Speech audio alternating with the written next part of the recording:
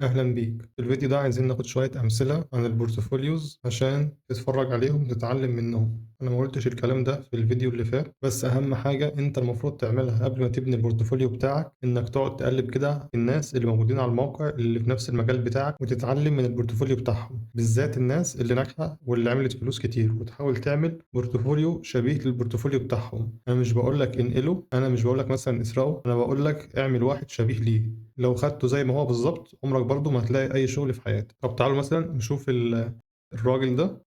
الراجل ده منين؟ ده من الهند برضو. معدل النجاح بتاعه في الشغل اللي بيجيله 97. الراجل ده من التوب ريتد بلس على الموقع، يعني من أحسن الناس خالص على الموقع. الراجل ده عنده كام بروفايل؟ عنده بروفايلين.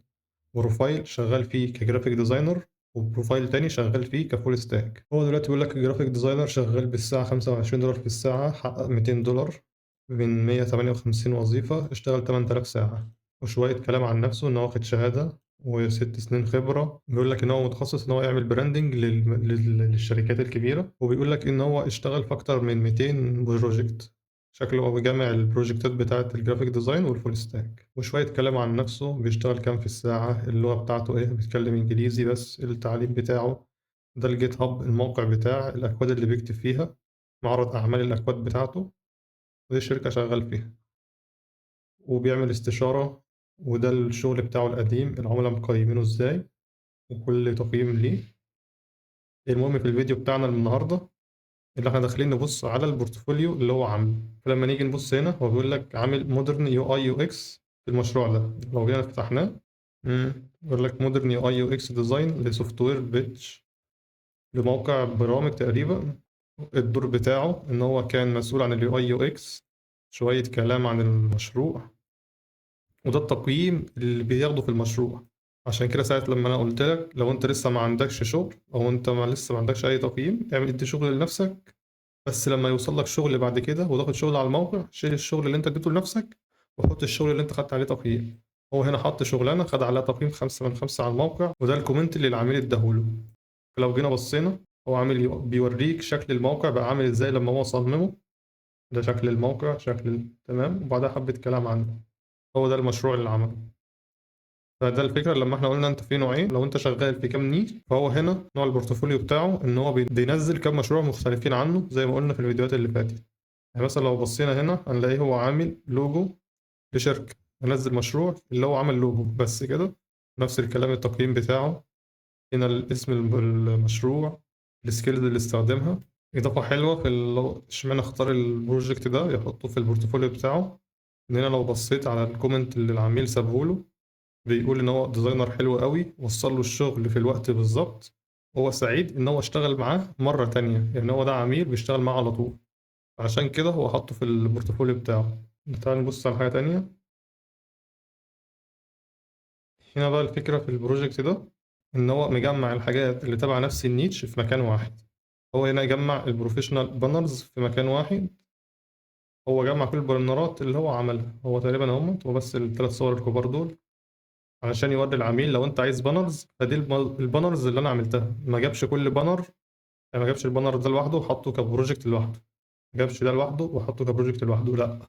هو جمعهم كلهم في مكان واحد، بحيث ان العميل لو انا العميل اهو داخل انا عايز بانر، فيخش في المكان ده ما يقعدش يدور كتير في البورتفوليو بتاعه، لا، المكان ده مجمع كل البانرات اللي هو عملها. تعال نشوف الشخص التاني ده. يعني نفس الكلام، ده جرافيك ديزاينر. ده اسمها منين باكستان، توب ريتد، نسبة النجاح بتاعها في الشغل بتاعتها. ودي اللي عندها بورتفوليو كجرافيك ديزاين، وعندها بورتفوليو تاني كفيديو اديتنج، شغالة في الفيديو. وده البروجكت ده البروفايل بتاعها. هننزل تحت خالص عشان نشوف البورتفوليو بتاعها. هنا لو بصيت في البورتفوليو بتاعها هتلاقي هنا بيقول لك بتعمل يوتيوب، صور مصغرة لليوتيوب مجمعة كلها في مكان واحد. تمام. هنا برضه عاملة سوشيال ميديا ومجمعها في مكان واحد. هنا برضه ده مشروع كامل. تعال نبص كده في اليوتيوب. لو خدت بالك هنا برضه عاملة مشروع مجمعة فيه إن هي بتعمل برزنتيشن ديزاين، مجمعة كل البرزنتيشنات اللي هي عملتها في مكان واحد. مهم. الصور بدأت تظهر. هي جمعت كل الحاجات اللي هي عملتها في صابنين، حتى بينا اسم الفيديو عشان لو انت تبحث عنه بعد كده. نجمعهم في مكان واحد عشان انت لو حبيت، لو العميل حب يشوف الشغل كله كان متجمّع في مكان واحد يلاقيه. هنا بتقول لك بتعمل professional presentation متخصصة بالضبط في الbusiness والمبيعات. ده كلام عن المشروع، وصف المشروع اللي هي عاملاه، والمهارات اللي هي استخدمته في المشروع.